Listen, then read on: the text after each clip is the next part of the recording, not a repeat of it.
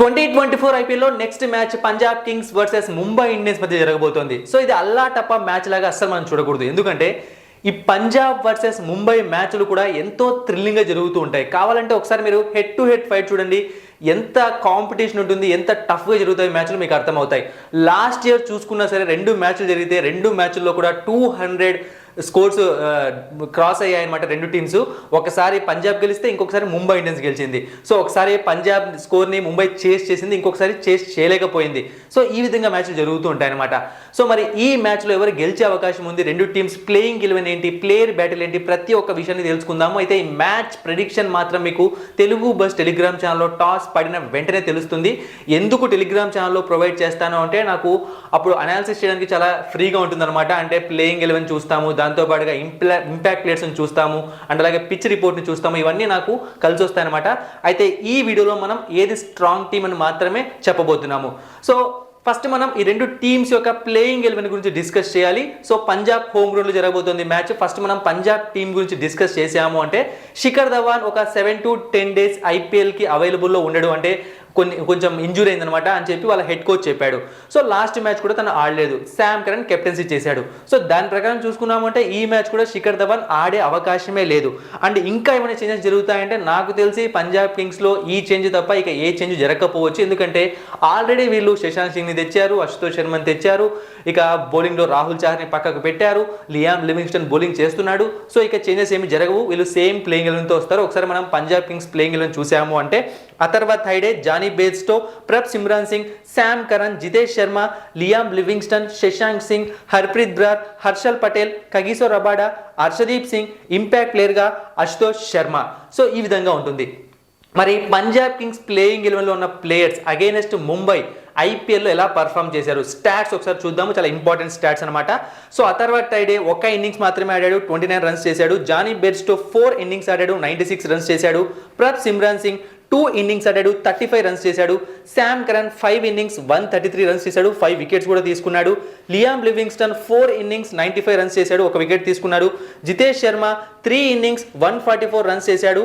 ఇక శశాంక్ సింగ్ ఎప్పుడు ఆడలేదు, అశుతోష్ శర్మ ఎప్పుడు ఆడలేదు. Harpreet Brar 3 innings 0 wickets. Harshal Patel 13 innings 21 wickets.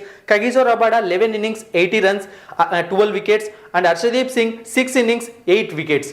So Punjab Kings playing 11 గురించి కొన్ని ఇంపార్టెంట్ విషయాలు, అంటే ప్లేయింగ్ 11 మీన్స్ వాళ్ళ ప్లేయర్స్ పర్ఫార్మెన్స్ గురించి మనం డిస్కస్ చేసాము అంటే టాప్ ఆర్డర్ చాలా ఇబ్బంది పడుతోంది. సో జానీ బెస్టో దగ్గర నుంచి మంచి పర్ఫార్మెన్స్ లేదు, శిఖర్ ధవన్ ఉన్నప్పుడు కూడా పెద్దగా పర్ఫామ్ చేయలేదు, ప్రప్ సిమ్రాన్ సింగ్ కూడా ఆడట్లేదు.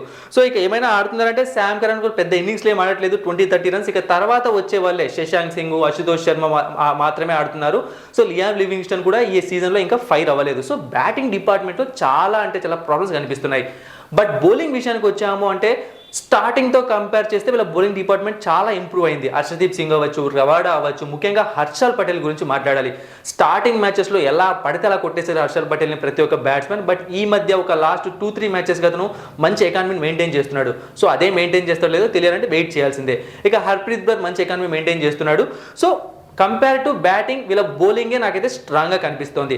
ఇక నెక్స్ట్ మనం ముంబై ఇండియన్స్ టీం విషయానికి వచ్చాము అంటే సో లాస్ట్ మ్యాచ్ ఓడిపోయారు, పంజాబ్ కింగ్స్ వాళ్ళు కూడా లాస్ట్ మ్యాచ్ ఓడిపోయారు.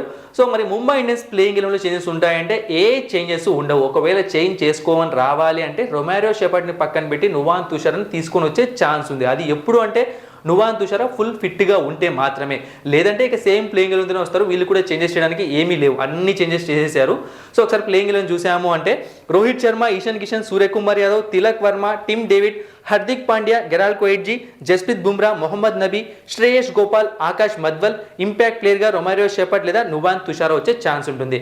ఇక ముంబై ఇండియన్స్ వాళ్ళు పంజాబ్ కింగ్స్ టీంతో ఎలా పర్ఫామ్ చేశారో ఐపీఎల్ మొత్తంలో ఒకసారి చూసాము అంటే రోహిత్ శర్మ 29 ఇన్నింగ్స్లో 812 రన్స్, ఇషాన్ కిషన్ 12 ఇన్నింగ్స్లో 239 రన్స్, సూర్యకుమార్ యాదవ్ 17 ఇన్నింగ్స్లో 427 రన్స్, తిలక్ వర్మ 3 ఇన్నింగ్స్లో 65 రన్స్, ఇక టిమ్ డేవిడ్ 2 ఇన్నింగ్స్లో 44 runs, Hardik Pandya 246 runs 4 wickets. Mohammad Nabi 4 ఇన్నింగ్స్లో 36 రన్స్ 1 వికెట్. రొమారియో షెపర్డ్ ఒక్క ఇన్నింగ్స్ ఆడాడు, 26 రన్స్ చేశాడు. గెరాల్డ్ కోయిట్జీ ఎప్పుడు ఆడలేదు.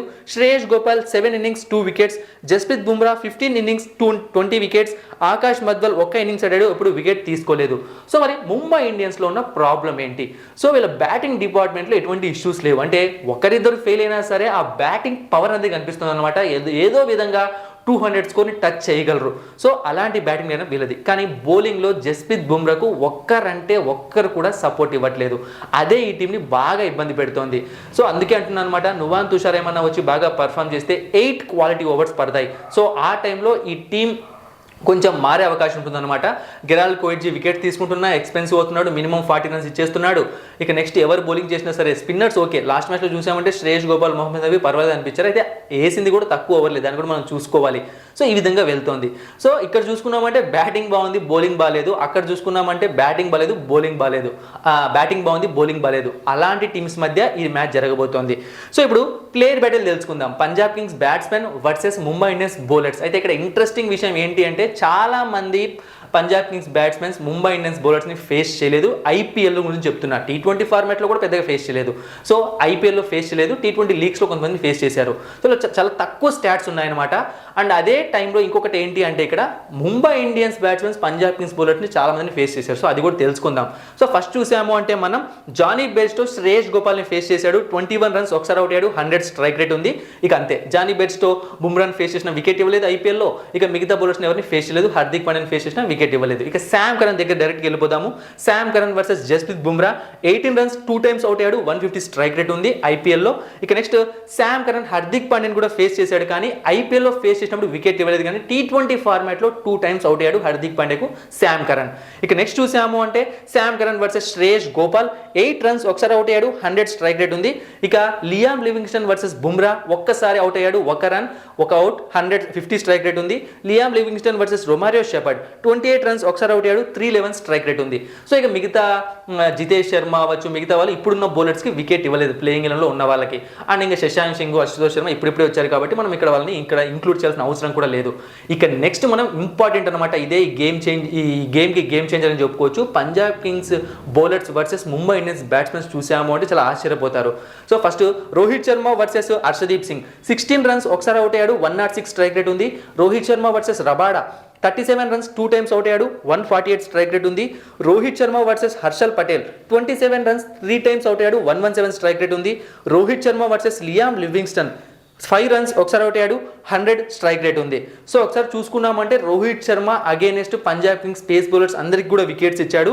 అండ్ ముఖ్యంగా హర్షదీప్ సింగ్ బౌలింగ్లో, రవాడా బౌలింగ్లో రోహిత్ శర్మ కొంచెం జాగ్రత్తగా ఉండాలి.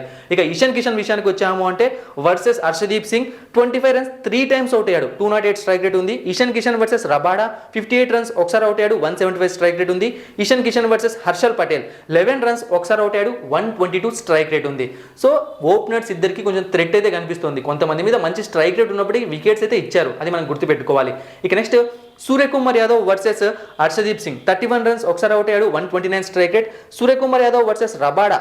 55 రన్స్, 3 టైమ్స్ అవుట్ అయ్యాడు, 141 strike rate. Suryakumar Yadav versus Harshal Patel. 43 runs, 3 times 1 time out అయ్యాడు, 130 strike rate. Suryakumar Yadav versus Sam Curran. 52 runs, ఒకసారి అవుట్ అయ్యాడు, 273 స్ట్రైక్ రేట్ ఉంది. ఇక next Hardik Pandya versus Harshdeep Singh. 13 runs, ఒకసారి అవుట్ అయ్యాడు, 59 స్ట్రైక్ రేట్ ఉంది. Hardik Pandya versus Rabada. 53 runs, ఒకసారి అవుట్ అయ్యాడు, 143 స్ట్రైక్ రేట్ ఉంది. Hardik Pandya versus Harshal Patel. 10 runs, 2 times out అయ్యాడు, 100 స్ట్రైక్ రేట్ ఉంది. Hardik Pandya versus Sam Curran. 15 runs, ఒకసారి అవుట్ అయ్యాడు, 250 స్ట్రైక్ రేట్ ఉంది. హార్దిక్ పాండ్యా వర్సెస్ హర్ప్రీత్ బ్రార్. 2 రన్స్, ఒకసారి అవుట్ అయ్యాడు, 66 స్ట్రైక్ రేట్ ఉంది. హార్దిక్ పాండ్యా ఉండడమే అటు ఇటుగా కొంచెం ఫామ్లో కనిపించట్లేదు. ఇక్కడ చూస్తేనేమో ప్రతి ఒక్క బౌలర్కి వికెట్లు ఇచ్చేసాడు. మరి రేపు ఎలా పర్ఫామ్ చేస్తాడో చూడాలి.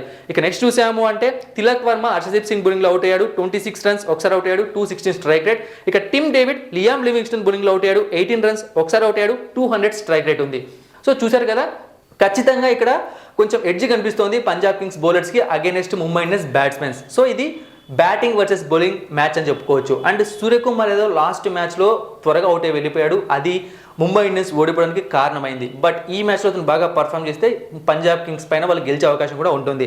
So Punjab Kings versus Mumbai Indians head to head fight చూసాము అంటే ఒకసారి టోటల్గా 31 మ్యాచెస్ అనమాట. పీబీకేఎస్ 15 గెలిస్తే పంజాబ్ ముంబై ఇండియన్స్ 16 మ్యాచెస్లో గెలిచింది. ఇక బ్యాటింగ్ ఫస్ట్ చేసినప్పుడు పంజాబ్ కింగ్స్ 9 మ్యాచెస్లో గెలిస్తే ముంబై ఇండియన్స్ 6 మ్యాచెస్లో గెలిచింది. బ్యాటింగ్ సెకండ్ చేసినప్పుడు పంజాబ్ కింగ్స్ 6 మ్యాచెస్లో గెలిస్తే ముంబై ఇండియన్స్ 10 మ్యాచెస్లో గెలిచింది. సో ఇక్కడ ఈ మ్యాచ్ ఎక్కడ జరుగుతుంది అంటే పంజాబ్ కింగ్స్కి one of the home ground అయిన మహారాజా ఎడ్వింద్రా స్టేడియంలో జరగబోతోంది. సో ఇప్పటివరకు 3 మ్యాచెస్ జరిగాయి ఇక్కడ. సో ఏ మ్యాచ్లో కూడా భారీ స్కోర్లు రావట్లేదు. ఇది ఒక యావరేజ్ బ్యాటింగ్ వికెట్, అంటే ఎక్కువ స్కోర్లు రావు, 170 180. మరి రేపు బ్యాటింగ్ పవర్ హౌస్ ఎవరిదో ఒకటి ఫైర్ అయితే వస్తుందేమో చూడాలి, 200. ఇక ఇక్కడ పేసర్స్కి ఎక్కువగా అనుకూలిస్తుంది పిచ్ స్పిన్నర్స్తో పోలిస్తే, అండ్ డ్యూ ఫ్యాక్టర్ కూడా కొంచెం ఉండే ఛాన్స్ ఉంటుంది. ఒకసారి చూసుకున్నాము అంటే లాస్ట్ 3 మ్యాచెస్లో పేసర్స్కి 33 వికెట్స్ పడితే స్పిన్నర్స్కి 8 వికెట్స్ మాత్రమే పడ్డాయి. సో పేస్ బౌలర్సే ఇక్కడ మ్యాచ్ విన్నర్స్ అనమాట. ఇక్కడ టోటల్గా 3 మ్యాచెస్లో ఒక మ్యాచ్ ఫస్ట్ టైం బ్యాటింగ్ చేసిన టీం గెలిచింది, 2 సార్లు సెకండ్ టైం బ్యాటింగ్ చేసిన టీం గెలిచింది. యావరేజ్ ఫస్ట్ ఇన్నింగ్ స్కోర్ 160 ఉంది, యావరేజ్ సెకండ్ ఇన్నింగ్ స్కోర్ 145 ఉంది. సో ఇప్పుడు ఈ మ్యాచ్ ఎవరు గెలిచే అవకాశం ఉంది. సో మళ్ళీ చెప్తున్నాను, ఈ మ్యాచ్ ఎవరు గెలుస్తారో అని మెయిన్ ప్రిడిక్షన్ నేను తెలుగు బస్ టెలిగ్రామ్ ఛానల్లో ప్రొవైడ్ చేస్తాను. డిస్క్రిప్షన్ బాక్స్లో లింక్ ఉంది, వెంటనే వెళ్ళి జాయిన్ అవ్వండి. సో ప్రెజెంట్ మనం పాయింట్స్ టేబుల్ చూసుకున్నాము అంటే 2 టీమ్స్కి పెద్ద డిఫరెన్స్ లేదు. వీళ్ళు 2 గెలిచారు, వాళ్ళు కూడా 2 గెలిచారు. అండ్ 7th 8th పొజిషన్లో ఉన్నాయి Punjab Kings and Mumbai Indians కూడా. సో చాలా థ్రిల్లింగ్ మ్యాచ్ జరుగుతుంది, ప్రతిసారి చాలా పోటాపోటీగా జరుగుతుంది. మరి ఈ రోజు మ్యాచ్లో నాకు తెలిసినంత వరకు కొంచెం ఎడ్జ్ అన్నది మాత్రం పంజాబ్ కింగ్స్కి కనిపిస్తుంది. అలా అని చెప్పి ముంబైని తక్కువ అంచనా వేయకండి. ఇప్పటికే వాళ్ళు చాలా మ్యాచ్లు ఓడిపోయారు. అంటే పంజాబ్తో పోలిస్తే ముంబై కొంచెం ఎక్కువగా కంబ్యాక్ ఇచ్చే టీం, మనం దాన్ని కూడా ఇక్కడ గుర్తుపెట్టుకోవాలి. సో ఎడ్జ్ పంజాబ్కి ఉన్నప్పటికీ ముంబై కూడా కొంచెం ఫేవర్ ఉంటుందన్నమాట. ఎందుకంటే పిచ్ పేసర్స్కి అనుకూలిస్తోంది. వీళ్ళకు బౌలర్స్ ఎవరైనా సరే, ఆకాష్ మధ్వల్ అవ్వచ్చు, ఒకవేళ నువాన్ తుషార్ రావచ్చు, జస్ప్రీత్ బుమ్రా అవ్వచ్చు, ఒక్కరు మంచిగా బౌలింగ్ చేసినా కూడా పంజాబ్ కింగ్స్ బ్యాటింగ్ డిపార్ట్మెంట్ కూలిపోతుంది. ఎందుకంటే పంజాబ్ కింగ్స్ బ్యాటింగ్ ఆర్డర్ అనేది సరిగ్గా పర్ఫామ్ చేయడం లేదు. సో ప్రెజెంట్ అయితే నేను I'm going with Punjab Kings, కానీ ఇది ఫైనల్ ప్రెడిక్షన్ కానే కాదు. టెలిగ్రామ్ ఛానల్లో మెయిన్ ప్రెడిక్షన్ వస్తుంది. Thank you for watching and supporting మీ. మరిన్ని ఇంట్రెస్టింగ్ వీడియోస్ కోసం సబ్స్క్రైబ్ చేయడం మర్చిపోకండి.